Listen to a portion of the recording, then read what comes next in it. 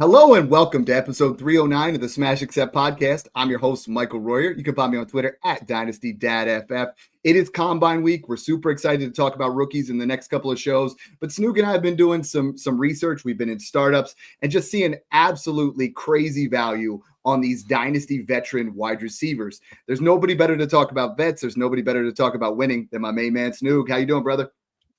Doing good, Dad. I'm excited for this one because last time we did these shows, we absolutely crushed the veteran values at running back and at wide receiver. Alvin Kamara, Joe Mixon, Derrick Henry, Davante Adams, Mike Evans, like Cooper Kupp. We went through that whole tier and we were just like, just buy everybody. Don't try to be the person that tries to say, oh, this guy's going to fall off by this guy. Buy them all because they're all cheap and they all are going to help you win your fantasy leagues.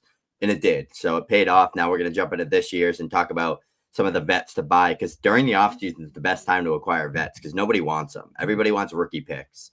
So now when your rookie pick drafts coming up, what you can do is kind of turn draft capital and flip it into veteran assets.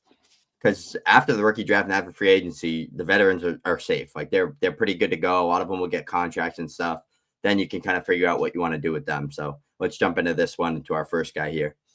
Yeah, I'm buying all the veteran wide receivers we're going to talk about. Also buying C4, sour gummy. You know it's going to be slapping. It's absolutely fantastic, as are these buys. I mean, Snoog, we talk about it every single year. Like these guys, I was on the phone the other day doing a phone conference with one of our guys that really wanted a little bit extra help. And I said, Dynasty is so easy to win. It's a cyclical nature where, the guy that we're going to talk about first, today you can get him for an early 2. As soon as the rookie drafts are over, he's costing a late first. Like when people want to win, they're going to start paying more. So in startups, this guy's going in a range where it's just absolute bonkers that you're drafting players like these ahead of him. So without further ado, my first guy, Dynasty buy low. He's been a buy low for years. I mean, his value for the last 3 years has not changed, to be honest. And that's Mike Evans.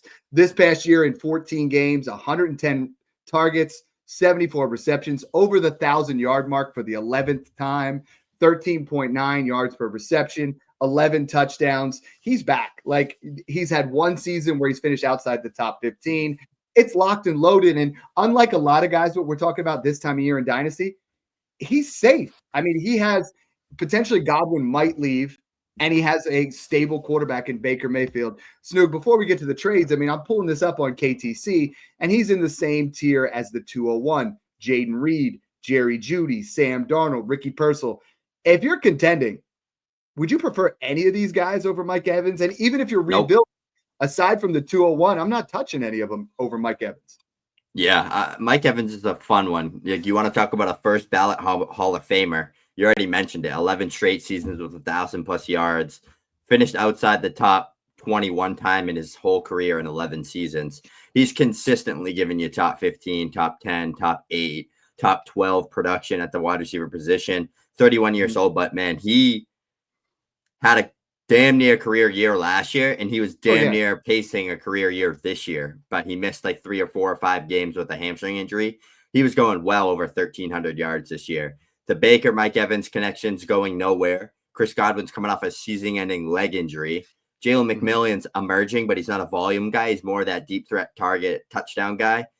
Evans is the guy in Tampa Bay, and he's a guy that I was talking about it with you before the show, Dad. Like, at what point are we just like, he could be like the Larry Fitz, like he's good till he's 34, 35. Like he's not going to be the best player in the league, but he could be a top 25 to 30 guy like Thielen is right now at that same age for the next 3 to 4 years. If you can get that for Jerry Jeudy or Jaden Reed or Ricky Pearsall, I would do that all day long if I'm a contender.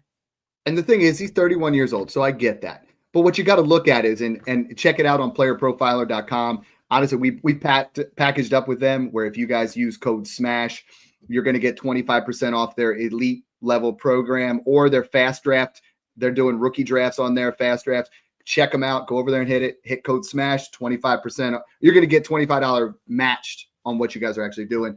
Mike Evans' explosive play rate on there is 114.6. That's receiving explosive play rating, is a comprehensive rating of player explosiveness in your efficiency, how much you put up. He's 13th in the NFL. At 31, his explosive plays, he had 15 explosive plays. That's 19th in the NFL. They say it's a young man's game, but I mean, Mike Evans is that dog, and you're getting him way too cheap. Let's look at some of the trades that we're looking at here, Snoog. If you rattle off a couple of these, because they don't make a lot of sense. Yeah, like Mike Evans or Pacheco and Debo, and you get Dowdle too. Like, to me, Debo and Pacheco are damn near washed out. Like, I want nothing to do with either of those assets. So if I'm contending, I'm perfectly fine taking that. Wow, people are just, it looks like he's just getting used as a throw-in for a lot of these deals. Like, he's just packaged in as like a vet piece for a lot of these, like Ayuk and 2 firsts, or like Kamara, Evans, Mixon, Henry, Kelsey. Like, I'm taking the Ayuk side there, but like, he's getting just kind of tossed around. Like Evans or Pollard and Spears. Like, that's Evans all day. What about this one? Yeah. Evans or a 26 second. Oh, yeah. That's not even – that would have to be the 201 even to come close to being that. And I see a lot of trades when I'm looking at Evans for seconds here. 2 seconds, Evans for a second. Yeah. Yeah, I mean, I see a lot of opportunity for insulation where I see trades where it's like TJ Hawkinson in a second for Mike Evans in a first, and I think that's the way to win in Dynasty right now is if you have those guys that people are starting to like, the Jalen McMillans, the Ricky Purcells.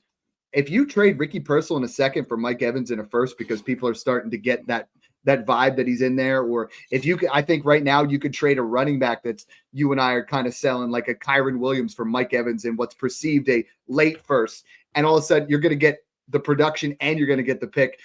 I don't normally push this, but Snoog, I'm looking at these vets and I'm saying this is crazy because we're going to have vets that we can insulate with because you're going to get production from a Mike Evans, from a Davante Adams, from a Courland Sutton, and you're able to tier off. We talk about all the time where we have that mid-level tier of guys that, we're not wild about as far as wide receivers. We have those George Pickens type. I mean, would you rather have George Pickens or Mike Evans in a first? Mike Evans at a first all day. Yeah, like I think that's I don't think you could really get that. I think you'd have to do like Evans in a second for Pickens, or I'm Evans still doing it first for Pickens in a second, and I would still do that. But I don't even know there's really a market on Pickens right now, so that's kind of a tough one. But same idea. Spell, but what I'm saying is that wide receiver 22 to 30 range, where it's Jameson Williams, Jalen Waddle, George Pickens, DK Metcalf, Jordan Addison, Zay Flowers, those guys that you and I don't like rostering, those guys that they have youth, but they don't have the production. And I don't know if they're ever going to get to that production level. I don't think they're ever going to be a spot where you and I, we're building stud running backs, but we're really building around elite wide receivers. I'm trading up to get to Drake London or Jackson Smith and Jigba, or I'm tearing down to get to Mike Evans or the next guy here. And this one's going to blow your mind. So Davante Adams just gets cheaper and cheaper every single year. Right now, never makes sense. No, Davante Adams actually has gone so far down in value that he is now the wide receiver 47 on Keep Trade Cut, in the same tier as Tank Bigsby. That's not Tank Dell. That's Tank Bigsby, Xavier Legette, Tony Pollard, and Juwan Jennings. And it sticks because in Smash Accept 17 startup, I got him at the end at the 9-12. So almost the 10th round. So pick like 120. Again, the age is there, but the production was still with horrible quarterback play last year, even changing systems. He went from being in with the Raiders, which was not good for him, to moving over to the Jets, which was also not all that great. But you still see that he put up 85 receptions, over 1,000 yards, 8 touchdowns, and down the stretch was putting up. I mean, you look at what he did over the last 5 weeks. He had 2 games where he was over 100 yards. He had 5 touchdowns in the final 4 weeks. I mean, Davante Adams is literally a cheat code right now that you can buy. This is the equivalent when you look at these players in this range. This is the equivalent of the 207, 208, where you can float that on draft day and you can just say, hey, this is where I'm at. I think you can get him even cheaper on draft day. Let's pull up some of the trades here, because Davante Adams, honestly, is somehow even cheaper than Mike Evans. He's similar in age. He's a little bit older, but you're still getting absolute stud because we saw that he can still separate at an elite level. He can still dominate. And I think he's going to get traded. You look at the first one here, it drives me nuts. A 3rd and a 4th for Davante Adams. What are you, crazy? Yeah. Davante Adams plus for Daniel Jones.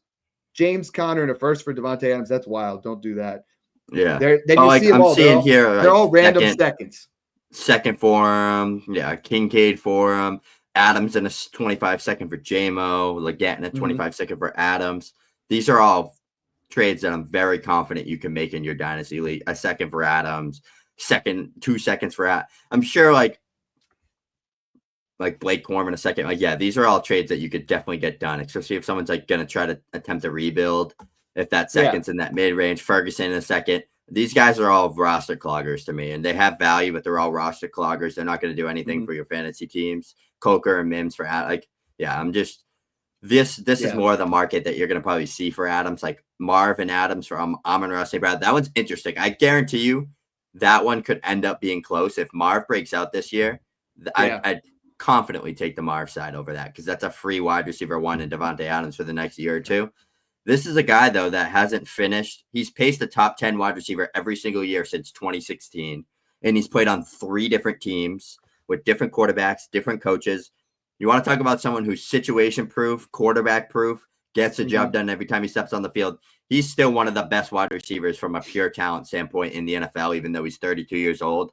He's my favorite buy because I think if he reunites with the Packers, Jordan Love and Michael Floyd, like it's gonna be insane. He is wide receiver. He literally has top 3 upside guaranteed, like locked and loaded. If he reunites with the Packers, slide right into the slot and be that alpha guy that commands 150 targets.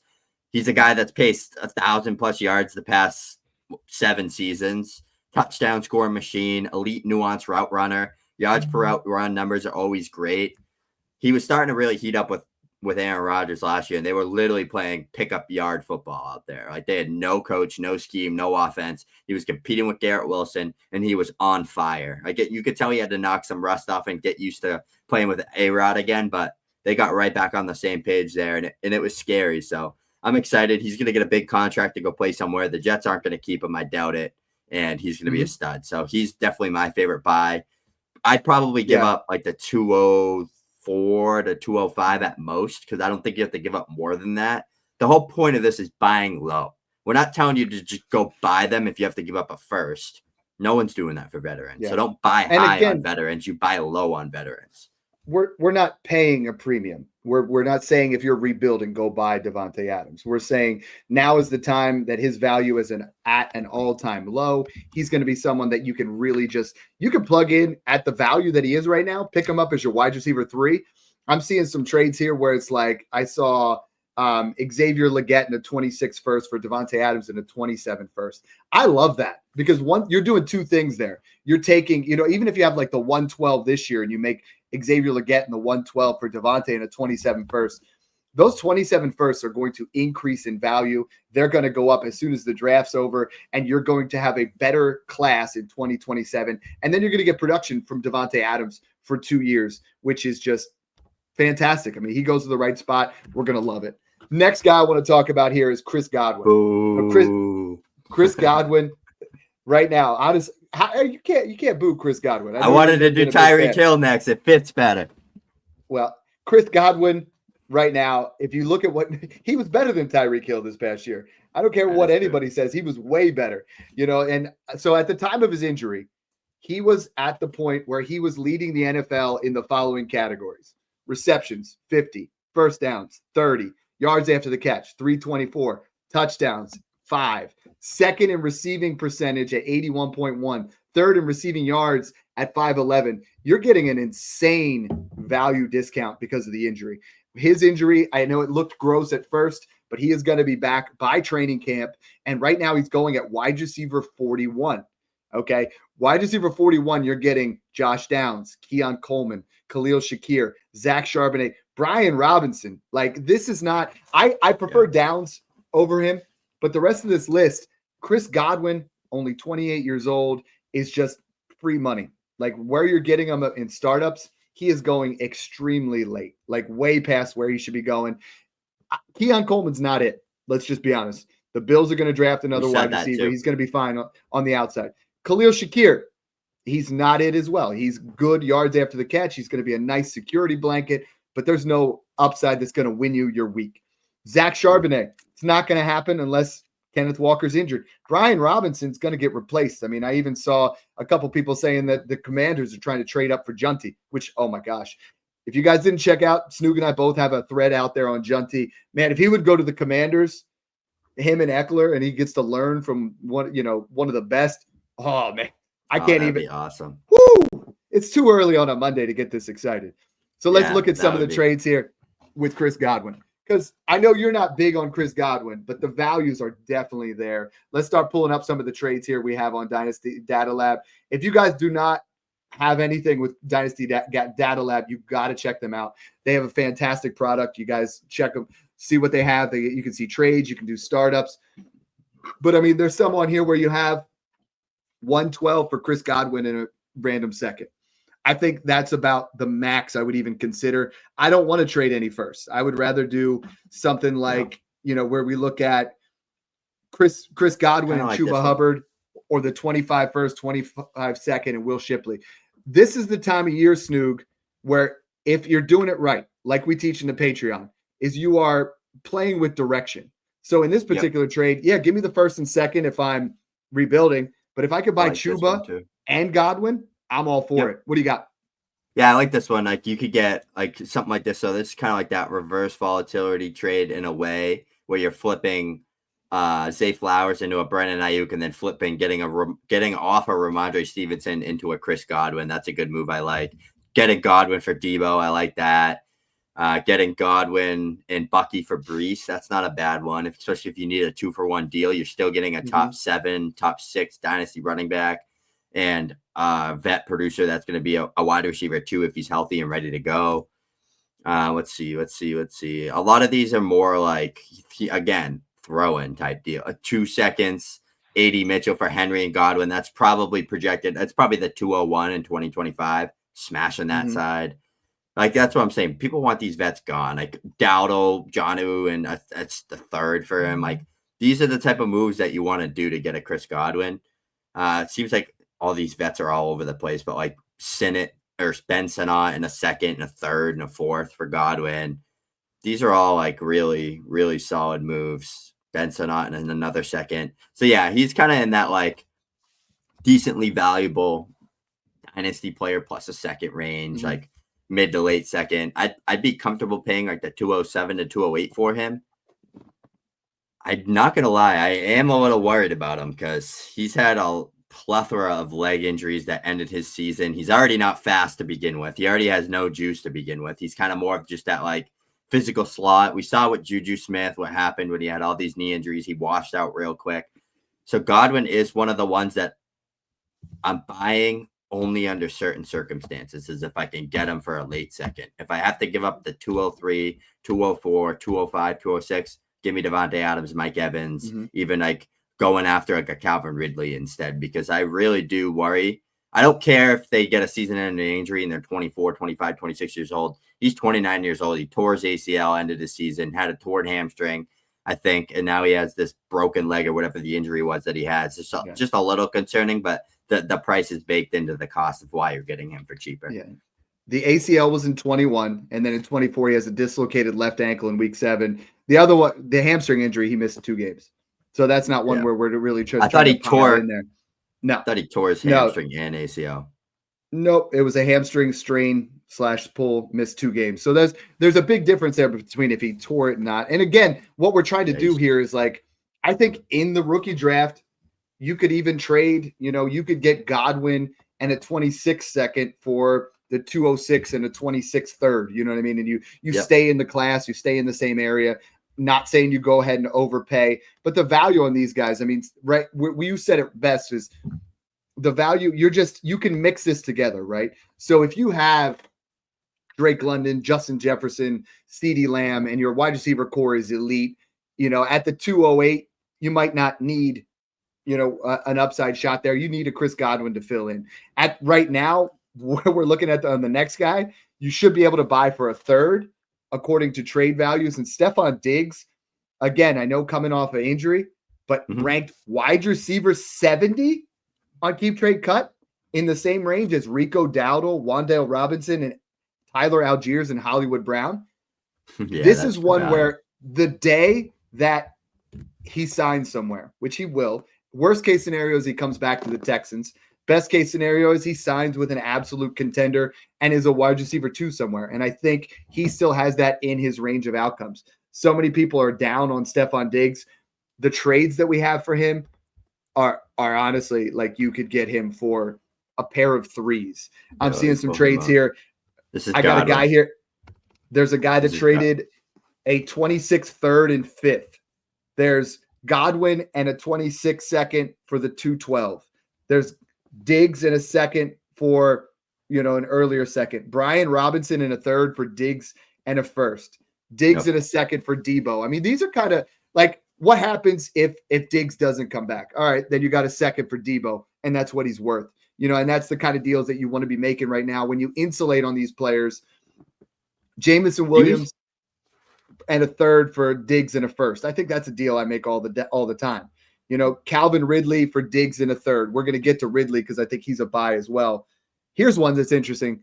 Tyreek Hill's value is really low, and we're going to get to him as well. But like Tyreek or Diggs in a second, that's a major smash for Tyreek. Tyreek's still at another level. Yeah, Diggs is a guy, if you look at what he was just pacing out last year, he was a top 8 wide receiver before he got injured. He had 22, 20, 18.5, 14.2, 19.7, 12.7, just under 12 points in 2 games, 4 finishes in the top 15. And he was just getting started with a new team. He probably finishes at the top 10 wide receiver last year and probably he would have had close to 100 receptions, I think, in that offense, especially when Tank got injured. So definitely a player that before that injury he was one of my favorite buys. I was buying him everywhere. That injury hurt me bad because I had him plugged in at flex everywhere, and my teams were looking so crisp with him just plugged in at flex.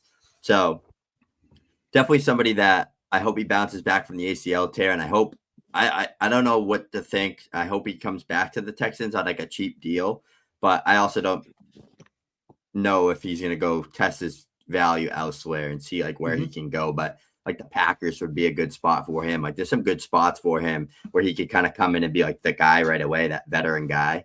But he's a smooth route runner, still the same old Diggs in terms of catching the football anywhere and everywhere it goes. And just winning after the catch is the type of player that he kind of operated as for the Texans. So here's one perception wise. So Cooper Kupp is super cheap right now. You're going to be shocked at how cheap he is as well. Cooper Kupp, it was a tale of 3 different seasons, wasn't it? Week 1, 32 fantasy points, 21 targets, 14 receptions. We thought he was back. Vintage Kupp. We thought he was back. Then he got hurt. So then he missed 5 weeks. But then he came back, Snoog, and he put up 16, 21, 15, 28, 20. And then he got hurt again. And then he disappeared, right? Because then it was Stafford was all in on Puka. You look at what he did the rest of the season then. He had 3 straight games coming back from injury with 3 targets. That's not Cooper Kupp. I feel like he was a shell of himself trying to get back, trying to play for a Rams team that was going to the playoffs. And I think that's what we're going to see. And you're going to see some value bounce back because right now, keep trade cut, ranked wide receiver 58 in the same tier as Mooney, Tillman, Jalen Coker, and Jalen Warren. And if you're contending, Mooney had a decent season. I don't really understand the Jalen Coker hype. People are literally paying seconds for him. And I'm he had a couple flashes here and there. You know what I mean? If you want to take a guy that had wait till they draft Ted McMillan. Exactly. So I'm not in on him. Jalen Warren's a free agent. He's an okay player. Cedric Tillman had a couple nice plays, but Cooper Kupp is going to be a free agent there or get traded. Imagine him in New England as Drake May's security blanket. And I'm not trying to be racist and just put another white wide receiver in New England, but yeah, Cooper Kupp fits that mold. He would be a nice security blanket, and they draft a wide receiver, maybe a Trey Harris on the outside, and we start to put things around Drake May. Or you put him, there's a lot of rumor about Keenan Allen going back to the Chargers, but Cooper Kupp in that role, or there's a lot of opportunities Kupp here. Would be phenomenal on the Chargers. Where you put him back into a certain area, and I think Cooper Kupp has a lot of value. Do we have some trades pulled up? Yeah, we do. And again, it's going to be similar type things. I mean, we're talking about trades that just we're not saying go trade one of your studs for Cooper Kupp, but these trades are just crazy. Yeah. You could see Kupp or a 3rd, Kupp in a 2nd or McMillan, Kupp for a mid to late 2nd. I like this one here, getting Kupp for Goddard in a second if it's like the 210, 212 range. Because to me, Goddard's like I could care less for a Goddard. He's not going to win me my fantasy league. He's a depth tight end that you have on your roster. Kupp for Juwan Jennings, like I'll take Kupp there. Like these are all trades where, again, like a lot of these veterans, Kupp for a second, Kupp for Keenan Allen, Kupp for Ridley in the third. That one's pretty close, but I'd probably still lean Kupp. Again, Gesicki in a second for Otten and Kupp. That's probably going to be like 204, 205 range. It's really just coming down to like Kupp for Myers. People are just throwing Kupp. That one's fun. This is actually a trade that right here that you really could probably get done in an actual league or during your rookie drafts. And I want you to hit on this, Dad, because you do this a lot, is Kupp in a 25 second for another 25 seconds. So just based off what I'm looking at, it's probably tearing back and getting Kupp and moving back probably, and maybe it's like 201 to 203, 4, and you're getting like 20, I don't know, maybe it's like 204 and you go back to 210 and you get a Kupp.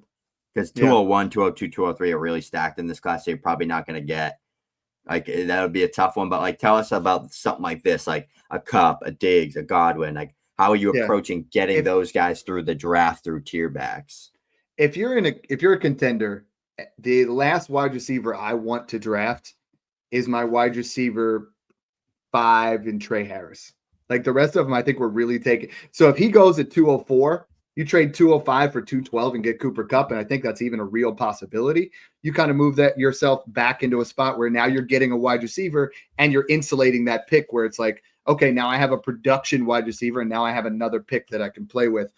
I'm seeing some other ones here on the flip side. You know, we're talking about buying, but I see a guy getting a 27 first for Kupp and David Montgomery. That's a play if I'm rebuilding right now of taking 2 depreciating assets and trying to go in there. But then on the flip side, I mean, if you're seeing guys pay a pair of thirds, or you're seeing, you know, Jalen McMillan for Kupp and a 27 second, I think Jalen McMillan's value could go down if Godwin or they draft someone comes into the Buck scenario where we talk about some of these guys. Everyone's a buy and everyone's a sell in Dynasty. It drives me nuts when everyone's like, well, Dad, you said he's a buy. You said this guy's a sell. Every single team, the way Snoog and I play, and we were talking about it, like there are only a matter of like 2 or 3 guys where I'm like, they're borderline untouchable, you know, and it's Brock Bowers, it's Bijan Robinson, Jahmyr Gibbs, Josh Allen, you know, like there's a couple guys where I'm like, you're going to have to really break your piggy bank. I'm not saying I won't trade them, but a lot of guys, I really start talking to them, Snoog, and they're like, I'm sorry, but this player's untouchable. What you're cutting off an opportunity to totally change your team. Like if you I've done deals where I traded Josh Allen and I've gotten 4 firsts, and they've ended up being players like the one I traded Josh Allen, and I got Caleb Williams, Drake London, Garrett Wilson, and what ended up being Devon Achane. Because you strategically plan where these guys are going to be, you know, and where you're going to draft. So never say a guy's not something you can pick up.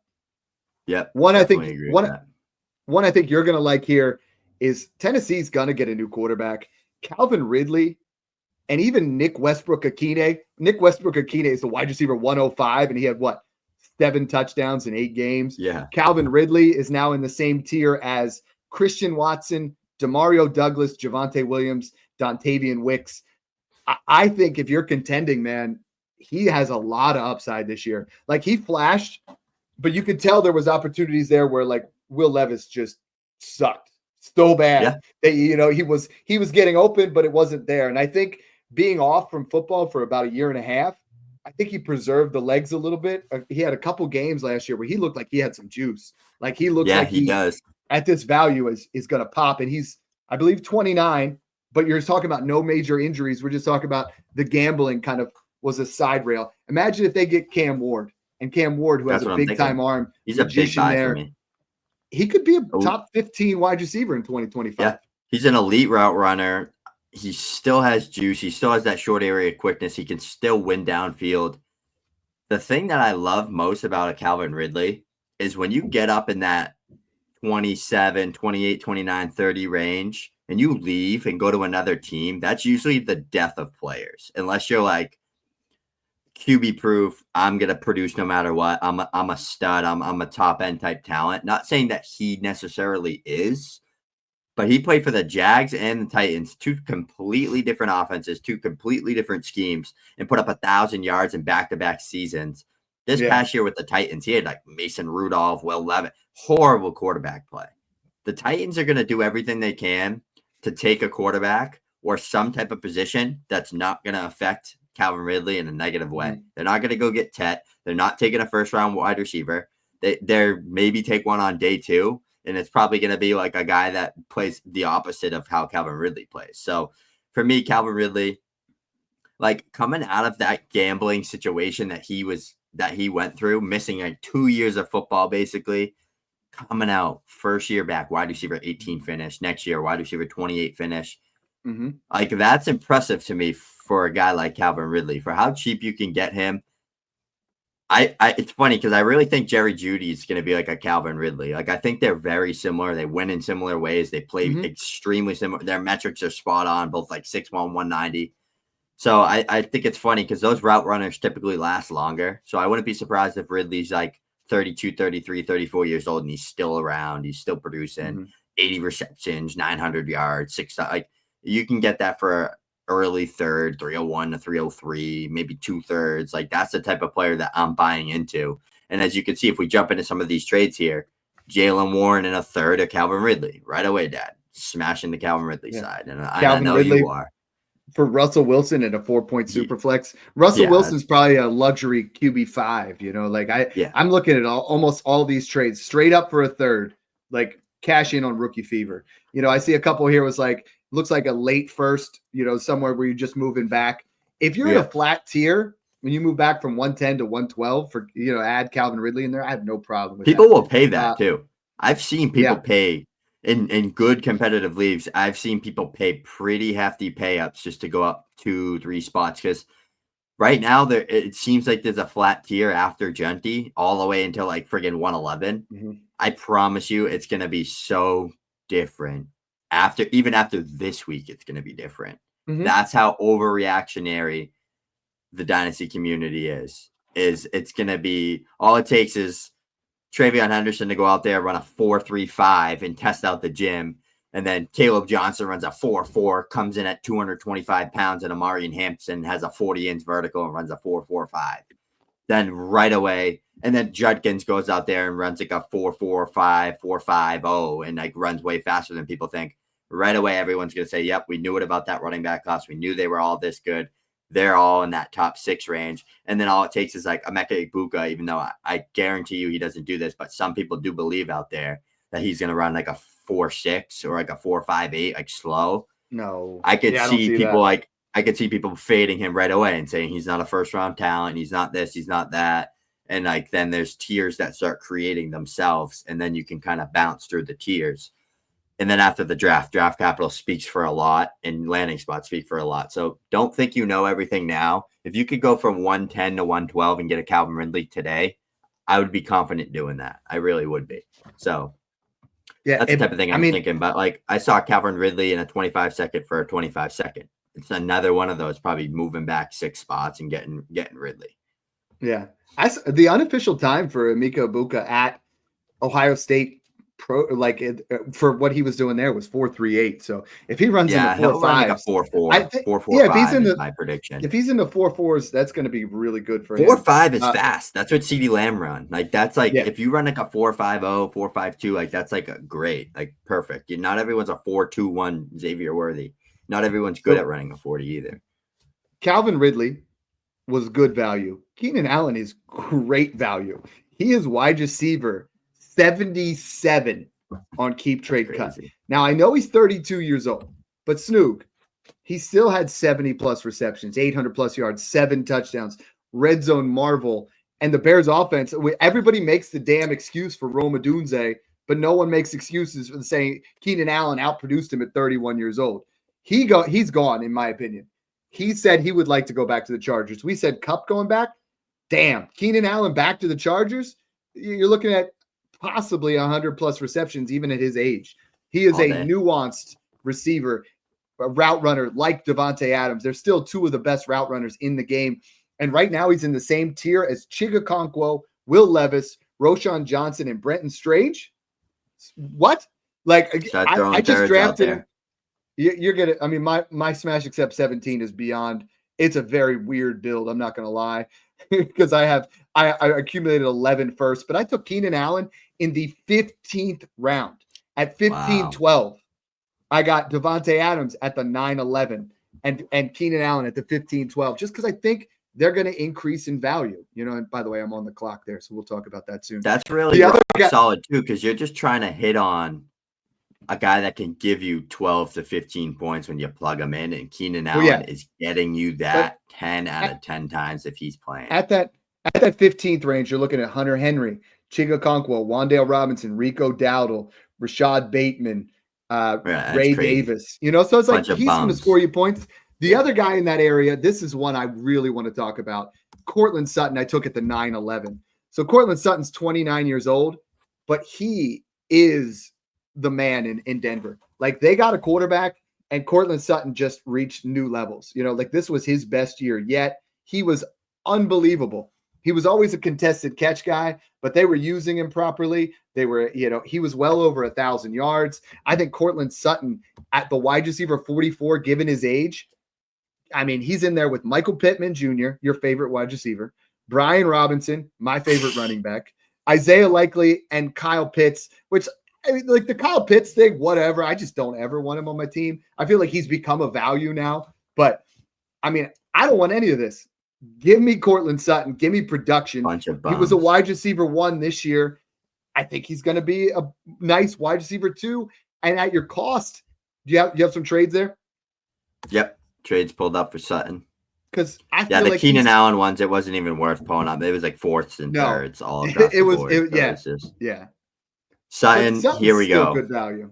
Yeah, let's jump into some of these. This is like 3-4 of these trades are exactly what I'm trying to pay. Sutton for a random 26 second, cashing out.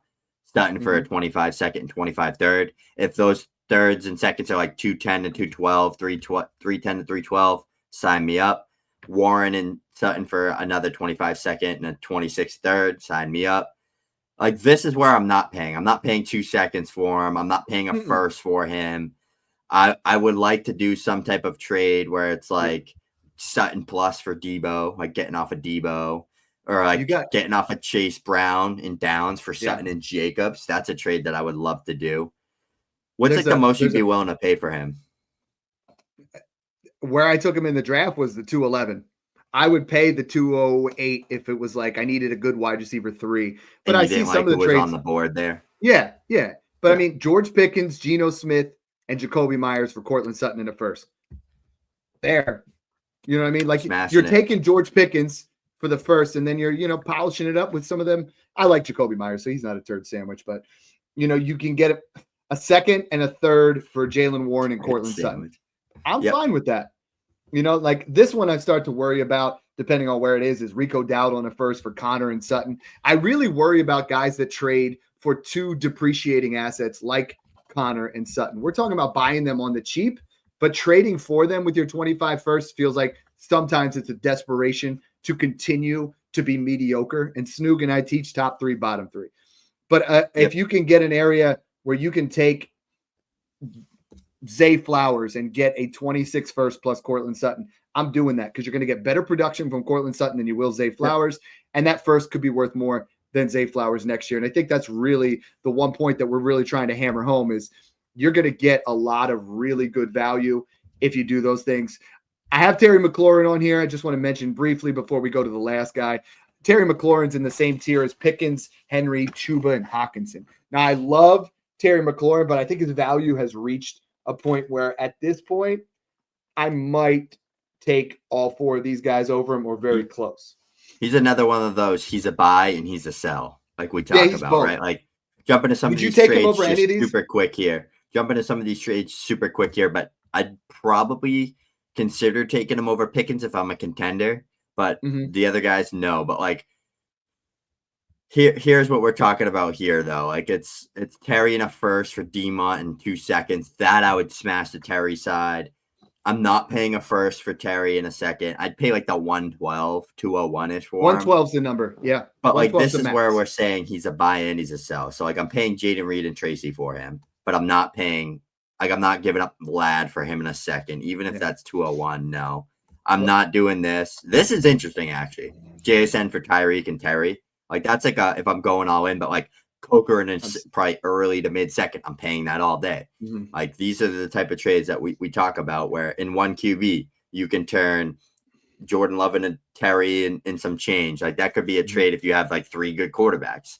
Pearsall in a second for Terry. Like some good trades there for Terry. Not some that knock my socks off, but definitely someone that if someone's like, he's 30 years old, I want him off my team. He just came off a good year, then we could sell him. I think he's like Mike Evans 2 years ago. Is like you're seeing him with the best quarterback that he's ever played with.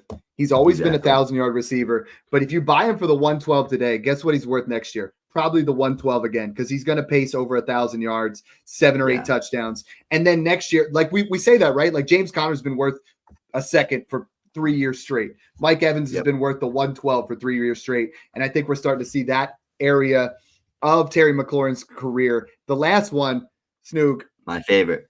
I'm back. Like, I don't care that he wants the Dolphins said they're not trading him now. I don't care. When you look at this value, wide receiver 39. Yes, Tyreek Hill is wide receiver 39 with Jalen McMillan, Tyrone Tracy, Joe Mixon, David Montgomery. Snoog, if you have to choose between these 4 guys and Tyreek Hill, what are you doing? And I mean, how much are you willing to pay? Because you were saying 111. People are selling him for seconds right now. I'm trying to pay a mid to early second for him or a mid second and a late second. That's what I would comfortably try to pay. I wouldn't just voluntarily offer a first and say, here you go. No. But he's still like when he's healthy and when he plays, he's still like we saw it not this year, but the year before he had like 1,700 yards. He is phenomenal. And he is going to be this Dolphins offense. And it looked like it was starting to be like that in week 1. He started off really good with like a 20-plus point game. Looked like the old Tyreek Hill, 120 yards. And then Tua got hurt and things just went downhill for them. But towards the end, I mean, in the last 6 weeks, 20, 28, 5, 12, 20, that's what we were looking for here. And even if he's not his old self, even though he literally just was the wide receiver 2 with 376 fantasy points in 16 games in 2023 with 1,799 yards and 13 touchdowns, he's still himself. He finished as the wide receiver 2 in back-to-back years for the Dolphins. He still had 200-plus points this year. He had literally like the worst quarterback play you could ask for outside of when Tua was healthy. So I think the Dolphins actually bounce back as an offense and as a whole next year in general. I really do. Let's jump into some of these trades here. A lot of people don't realize he had a wrist injury that bothered him since August. Like he played through it, and he was the entire year probably should have been shut down a couple of different times because they were not making the playoffs. But I mean, you see some of these trades, Christian Watson, Tucker Kraft, a second and a fourth for Tyreek Hill. That's just, I like Tucker Kraft, but I'm taking that. Random 26 second for Tyreek Hill. I'm taking that. I like the top right one. Is that what you were going to say? The Kamara and Tyreek Hill. That's not bad. Yeah. I think Noah Gray's a nice little buy low in case Kelsey retires. But yeah, that's definitely a good one. Ooh, I like that one too. Tyreek Hill, Jared Goff. Yeah, that's a good one. Tyreek Hill, Jared Goff, and Mike Evans for Davante and a first. I think that first is probably late and the guy needed a quarterback. You're buying a lot there. I love it. Ben Sinnott in the first for McCaffrey, Hill in a second. That's what that's one of those you're getting 2 players that could single-handedly win you your fantasy league. Yeah, so I'd love probably a mid to late first, I would say. The only thing that bothers me about Dynasty Data Lab is we don't know what that pick is. You know what I mean? Like it doesn't import it and say, but it's just a general idea, So it's like, so it's just kind of working off that concepts. Obviously, like all of these leagues are different. All of them probably have different bonuses and settings and different scenarios with these teams and what the rosters are doing. But it's just a general market consensus, kind of what's happening. I saw him go for the 203. I've been offered the 201. I've been offered a 27 second in the 205 for him. and I turn those all down because I just prefer to keep him. Like I think he can help me win a league single-handedly. And if he comes out next year, Dan, he puts up 1,500 yards and 10 touchdowns, he's gaining value. I don't care what anybody says. He will not be priced at the wide receiver 40 if he does that. So yeah, that's what I care about. There's trades on here. It's like a increased volatility trade, but I'd still do it. Tyreek Hill and Brian Robinson for Kenneth Walker and Mims. I think in the right scenario, I'm smashing that. Hopefully you guys got some good value out of this, because what we're trying to do is just present to you guys the fact that you can go ahead and cash out. And you can play it from both sides. Like Big Cheese just put here 102 or 104 in Tyreek, depending on what your needs are. That's a win for both teams. But like 104 there. I think you're going to get a lot of opportunities to buy players like Davante Adams, like Mike Evans, like Cooper Kupp, like Tyreek Hill. We do this every single year. It's what makes Snoog and I honestly stay relevant. Is a lot of time we build around young quarterbacks and young wide receivers. And guess what? On rookie draft day, this is where we start throwing the 301 and a future third for Cooper Kupp. And he puts up a wide receiver 2 season and we won. Because your third round hit rates since 2020 are 8.5%. Your hit rate for Cooper Kupp in 2025 is probably 100%. He will be a wide receiver 2. So you're going to get those kind of moves. So appreciate that. Guys, make sure you guys hit that subscribe button. Check out the Patreon. Thanks again for tuning in. Enjoy the process.